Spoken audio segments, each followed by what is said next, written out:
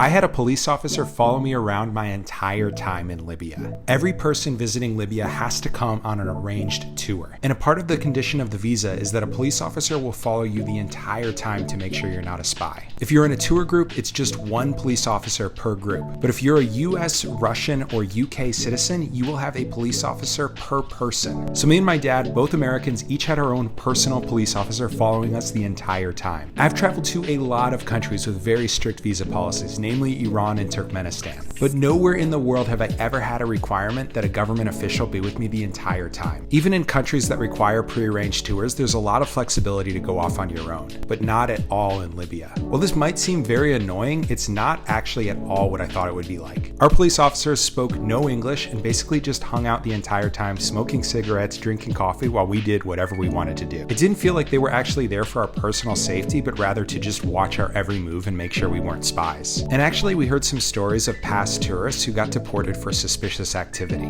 Like one person who kept sending a WhatsApp location to a suspicious number every time they passed through a security checkpoint. That person got caught by the police, questioned, and deported. At the end of the day, the guys were very nice and polite and never told me that I couldn't do something. The only thing is I just never left their sight. Even at night, we stayed in the same hotels and the front desk were told to contact them if we left the building. The funny thing is we were allowed to leave the building and go out and do stuff at night. They just had to follow us and watch us. By the end of the tour, they kind of became a part of the group and even gave us goodbye hugs. But I think my favorite memory with them was when I tried on these traditional Libyan clothes. When my police officer Mustafa saw me wearing them, I have never seen a person beaming with so much pride. At the end of the day, he was just a guy doing his job, but we had these very relatable moments despite the language barrier.